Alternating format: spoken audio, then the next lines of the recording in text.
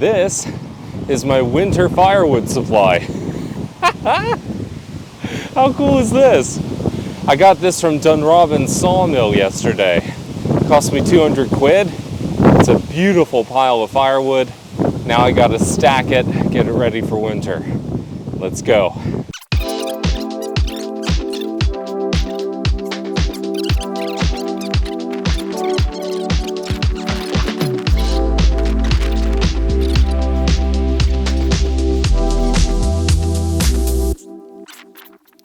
You know, if I ever do a Patreon, maybe I'll put this up as an uncut video for the sadists out there who enjoy watching someone suffer.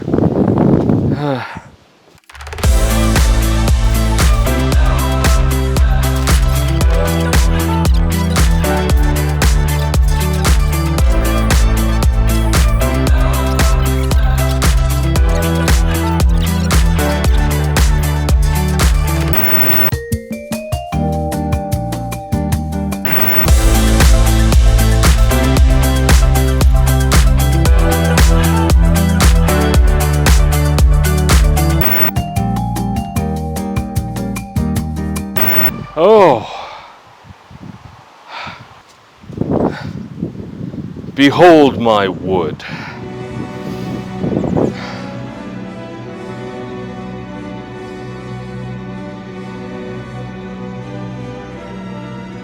I am all that is man.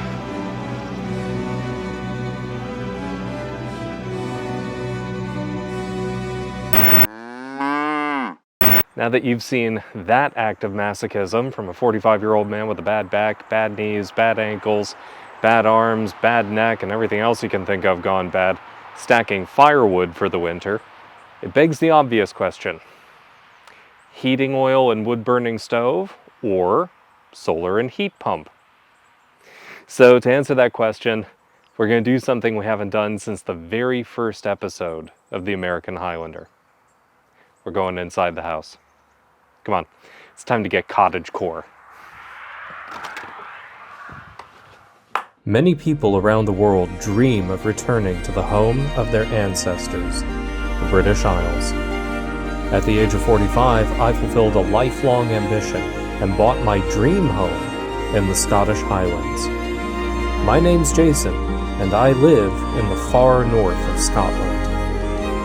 This is my story. Welcome to the American Highlander.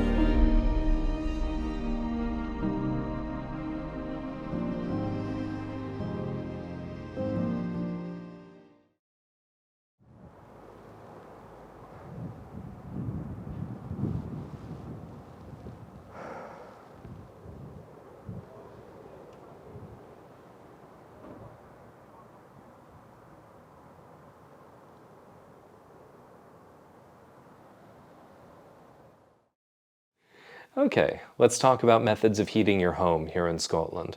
There are traditional methods, and then there are some newer methods that are coming online and starting to become more popular. So, a quick compare and contrast.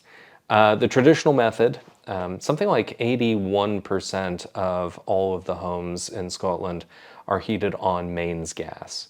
As you get into more rural environments, you start seeing heating oil, which is what I have here. I don't have mains gas. And you'll also see a fair number of homes with wood-burning stove, like what I've got behind me here. So that's kind of the traditional method. There are newer methods that have come online in recent years. The big one is the heat pump, ground source or air source heat pump. And also you have more households opting to go solar and photovoltaic to provide their own energy, cut down on costs, etc. So there are pros and cons to both methods. I don't have solar, I don't have photovoltaic, I don't have a heat pump here. So preface this by stating I'm not a subject matter expert, but there's a lot of data that's out there that's readily available. So with a heat pump, you can do ground source or air source. Air source is cheaper to install. They're both quite a lot of upfront cost. Ground source requires a lot more space to install. And the way they work is they're pulling heat directly from the air or from the ground, and that's how you heat your property. Now, again, the upfront cost is significant either way. And just like with traditional methods, there's maintenance. You got to maintain these things. You got to replace parts as they break. Ground source, although more expensive, typically the components last longer than air source. And if your house is not well insulated, then your energy costs are going to go up because the pumps are working harder. I would not have objected if the house that I bought here had an air pump, but it doesn't. And I mean, first off, I can't afford to replace my current heating system. And I'm not sure I would even if I could. I mean, there are arguments in favor of it. What I've seen some people do is they go solar and photovoltaic to help offset the energy costs, because although Scotland is a net exporter of energy and it has essentially energy autarky, which is just a fancy way of saying energy self-sufficiency, the United Kingdom at large actually buys some of its energy inputs from overseas, and as a result we have the highest energy costs in all of Europe. I could go down that rabbit hole, but we'll save that for another video, I think, because make it make sense. Needless to say, if you go the solar and photovoltaic route, your property has to be sited in such a way that it's suitable for that. Ironically, I'm actually very well suited for it. I'm southern facing, and I have a southern facing slope, so I could definitely do solar. The catch is you can't get past axial tilt. In the summertime, we get, ungodly amounts of daylight hours, but the opposite is true in the winter. In the winter, you only get 4 or 5 hours of daylight, and it's pretty weak daylight because this latitude, the sun just isn't very high in the sky. So that plays a factor. This is a variable energy source. And even though I'm in one of the sunniest parts of Scotland, this country isn't exactly Barbados. I mean, you're not going to be drenched in sun here. Although this year, yes, we've had quite a lot of sun, which is, quite fantastic for going out and filming. But it's not necessarily like this every year. So some people will do photovoltaics, and they'll get batteries and store the energy that way. If you can afford that upfront cost, fantastic. Some of my neighbors, actually, just a couple miles away, they're completely off grid. I mean, they've got solar and batteries, and they've got a shed full of stuff that looks like it's straight out of the Battlestar Galactica. And they're totally self-sufficient. I think that's great. That's fantastic. I don't have that here, and I don't have the money to convert my house to something that would eventually go completely off grid like that. But here's where it gets interesting. And this might sound a little old-fashioned, but sometimes the old ways are the best ways. Oil, gas, and electricity are all subject to pricing shocks. But there is a traditional method of heating your home which isn't. And it's right there behind me. It's the wood-burning stove. So, a wood-burning stove does have one significant disadvantage, but has two major advantages, which, as far as I'm concerned, are trump cards. So, the disadvantage with a wood-burning stove is particulate emissions. When you take a piece of wood and set it on fire, you're creating particulate emissions. Now, I'm not interested in the merits of which method of heating a home is more green. Frankly, I don't care. I know that sounds a little backwards because I do talk about climate change quite a bit on this channel. But keep in mind, the climate is always changing. This house, for instance, was built at the end of the Little Ice Age. Geologically speaking, that was like a second ago. The Little Ice Age ended in the 1850s. So this house was built to withstand some brutal winters. And as a result, it's very well insulated. Again, the old methods are sometimes the best. And the climate can change very quickly. And the goal is, can you adapt? Whether climate bands shift and things get warmer or colder. Right now, for instance, climate bands are getting warmer. The data is very clear. The last 10 years, winters have gotten progressively more and more mild up here. But the opposite could happen very quickly. I mean, if the Atlantic Meridional Ocean current collapses, then the average temperature here would plummet by over 10 degrees Celsius. That's significant. And then energy costs for heating would go up significantly as a result of that. And the goal, from my point of view, is, are you prepared to adapt to whatever Mother Nature, man-made change, etc., has to throw at you? And that's where that wood-burning stove behind me really comes into play. Because while there are particulate emissions, and that is a risk if you're in a poorly ventilated space and you already have vulnerabilities, you already have cardiovascular issues or pulmonary issues, that is an increased risk for mortality there because you'd be breathing that in. The solution is simple: try to ventilate your place a bit better. That said, people have been burning wood and sitting close to it for heat for as long as we've had recorded history. And with a wood-burning stove, there are two massive trump cards. The first one, I admit, is a bit of a variable here. Not everyone has access to this. I'm rural, so I'm surrounded by acreage, and I've got trees on my property. And as you've seen in previous videos, trees sometimes get knocked over because of storms, or they have to be taken out because they become hazardous. And when that happens, you have a free fuel source. That's big. Because if you have a free fuel source, it doesn't matter what's happening with the price of oil or gas or electricity. You can heat your home with wood that you've collected yourself. Now, I admit, in an urban environment, this is probably not practical. And in a suburban environment, that depends on where you're at. In a rural environment, it can be feasible. I mean, my friend George Kitching, whom you've seen in previous episodes, he estimates that the wood that I've got just sitting outside rotting, which also has a carbon footprint, by the way, that would probably heat this home for a year, maybe more. It's just sitting there. It's free. There is human labor. You have to go out. You have to chop it up. You have to dry it. You can't just chuck it in the stove. It has to be dry. Is it softwood? Is it hardwood? There are factors here. But free is free.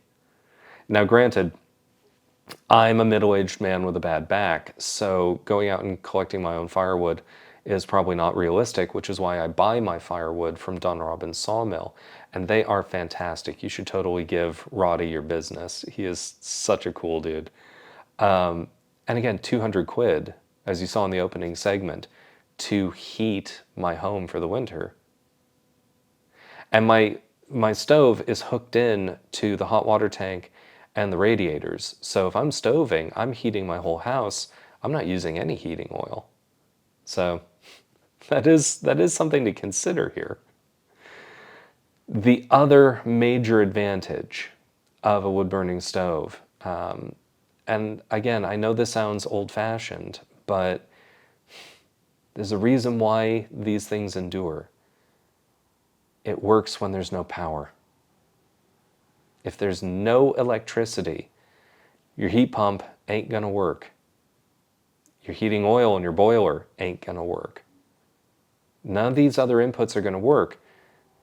But, and you might be saying, well, what if you have a generator? That's great, as long as you have fuel for the generator. I have a generator. And, I think that's a very practical thing to have.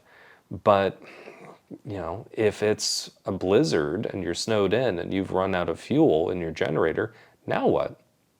Again, in the wintertime here, when it gets potentially really cold, this is an issue of life or death. So having a wood-burning stove, I think, is really fantastic because the power can and does go out. We've had a couple of storms that have blown through here just in the time that I've been here. I've filmed them in previous episodes, and power was knocked out to tens of thousands of homes throughout the Highlands, in some cases for days at a stretch. That's not a knock against the power company. I mean, SSEN, like, they're really good at what they do, and they're amazing at keeping power up and running, keeping the grid running, restoring power. Like, that's not a knock against them at all. But you still want to be self-sufficient, because it doesn't take that long under really cold, hazardous conditions for things to get life-threatening. And being able to heat your home when there's no power and potentially with free fuel, it's pretty hard to beat that. So from a cost standpoint, the advantages of going with more modern technologies, yes, they're more expensive up front, but over a span of, say, 10 to 20 years, they typically amortize out and it's essentially a wash. And assuming everything remains relatively stable, you might end up ahead. And that's great if you go that route. I opted not to go that route. I can't afford to, even if I wanted to. I also have the aesthetic enjoyment of having a roaring fire, and there is something to be said for that. But I like the fact that, and maybe this is going down a little bit of a prepper survivalist James Wesley Rawls rabbit hole. I like the fact that, a solar flare could fry the entire grid, and then what? Then you don't have power for a long time. I can still heat my home and keep my family warm. That matters to me.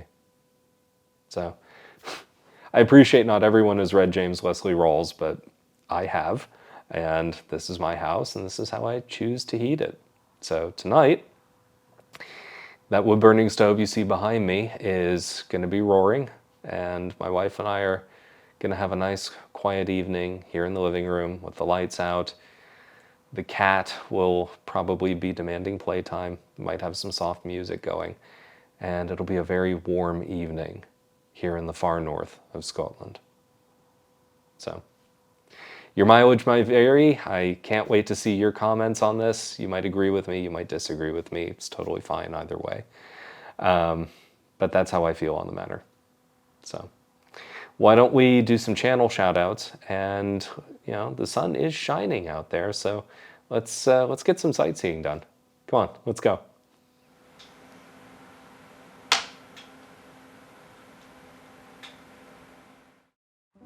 Hey, I want to give a shout out to a few channels, actually. So the first one is a channel that I've recommended before, and I'm happy to say several of you went over and subscribed to their channel, which is great. Simple Scottish Living. It's run by my friends Zach and Annie. They're based out of the Central Belt. And the reason why I'm recommending them again is twofold. First off, they actually helped me get my first paid sponsor on this channel. Now, that's huge.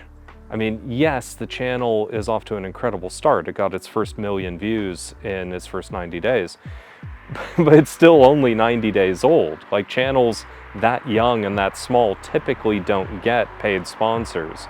It takes a while. So they really helped me out there, and I owe them for that. So guys, next time you're up this way, get ready for another banquet. Christine is gonna let rip in the kitchen and feed you until you cannot move. Second shout out that I want to give is to my friend Ian. He runs a YouTube channel called North and Forth. So, cool story here. This guy moved up from England to Scotland. He's in Aberdeenshire? Banffshire?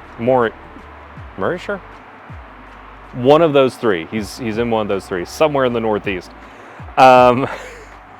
And his channel was fantastic. When I was planning on moving, I was down in London, I was house hunting up here in Scotland.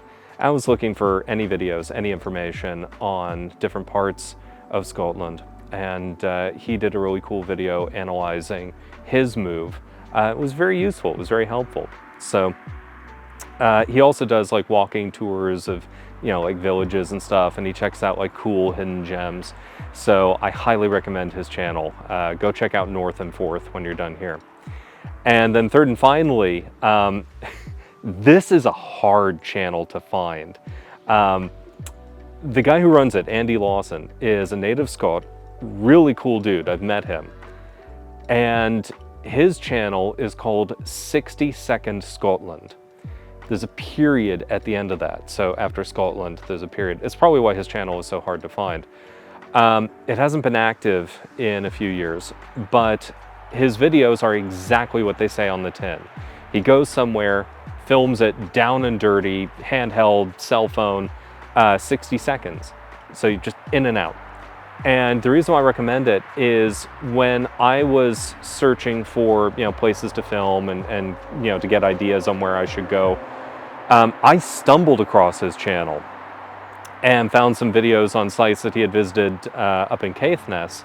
And I was like, oh wow, I should go film that and check those out. Had no idea that was his channel until I met him just recently. So he's a native Scot. It's a really cool channel, 60 Second Scotland. Again, very down and dirty. And it might give you some ideas on places that you might want to visit when you're up here. So check those channels out, and yeah, why don't we do some sightseeing? I mean, yes, the days are getting shorter up here, and you know, the clocks just went back, so it gets dark real early now, and we're still quite a ways away from the winter solstice. But that doesn't mean that we can't go out and see some beautiful sights. I mean, yes, eventually the weather will close in and we'll have to do more filming inside the cottage, and it'll be more of a cottagecore channel for a while, but not yet. Come on, let's get some sightseeing done.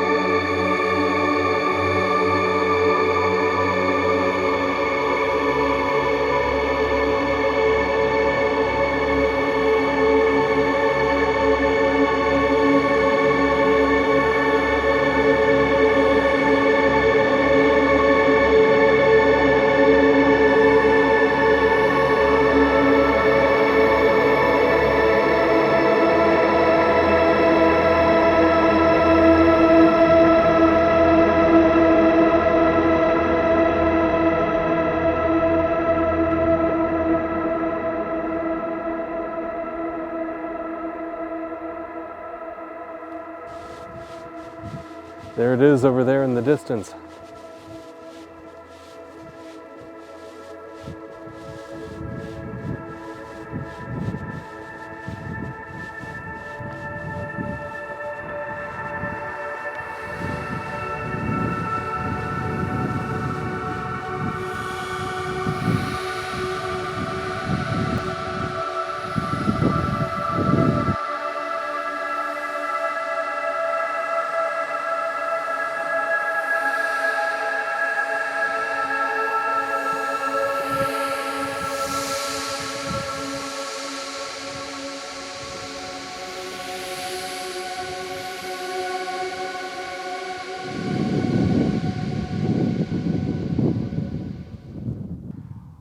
Standing here, it's like being in an episode of Star Trek. We're in this otherworldly landscape, and there are no structures around except for that observation tower behind me. And there's no sound. The occasional bird chirping, the wind rustling through the grasses of the peatland.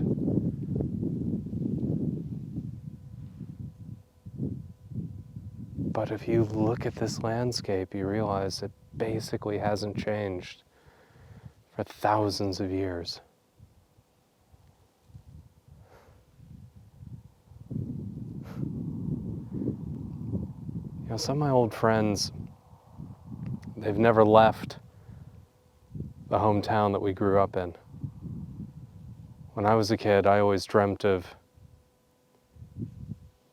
seeing vast, distant vistas like this, experiencing strange, amazing parts of the world. To me, this is what it means to be alive. And the sunlight here, I mean, we're still 60, 70 days away from the winter solstice, but we're so far north, the sunlight is so angled because the sun is so low to the horizon. Honestly, it doesn't feel like we're in Great Britain. It feels like we're in northern Norway.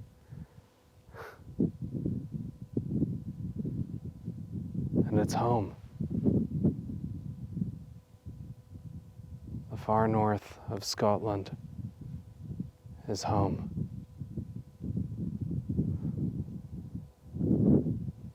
What a strange journey this life is.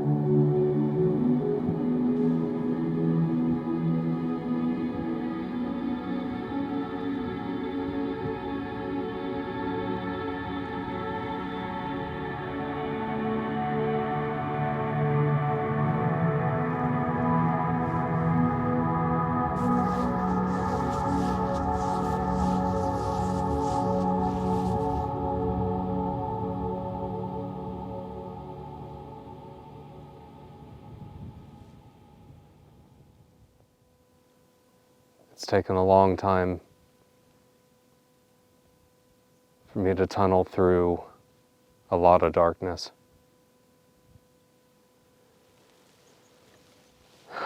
Some of my friends didn't make it.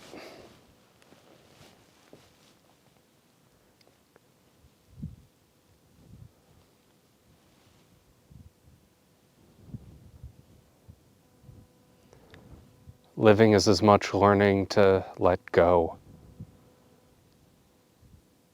as it is experiencing things that are new.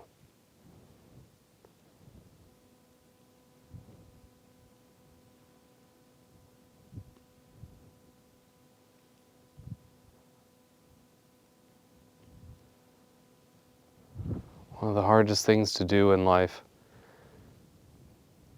is start over, build a new life.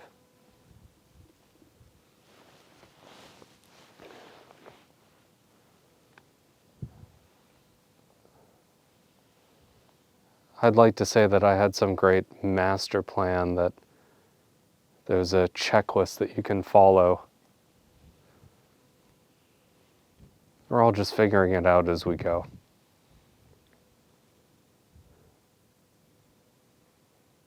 But I knew that where I was killing me. Killing me by inches, but killing me nonetheless. And it's my responsibility, if I want something better, to go out and get it. And that means leaving people behind, leaving places behind. And you get older and you realize that there's so many faces and places that you'll never see again. But you can't let that keep you stuck in neutral. You can always go forward, but you never go back.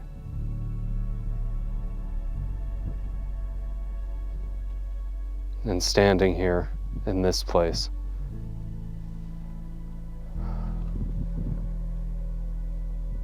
I don't know what tomorrow brings,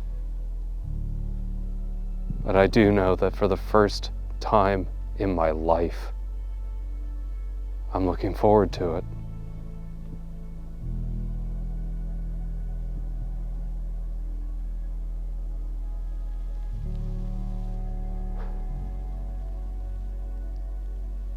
I'm actually looking forward to it.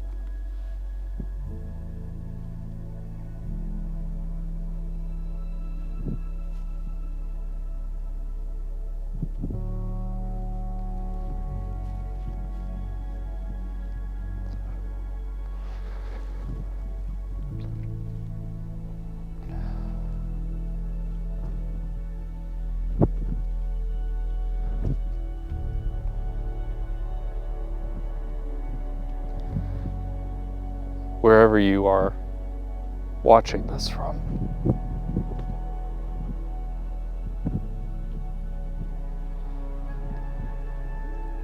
I know it's probably hard for you right now. Keep going.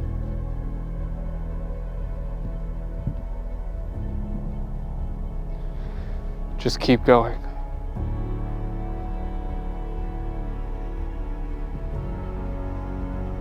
You'll get there.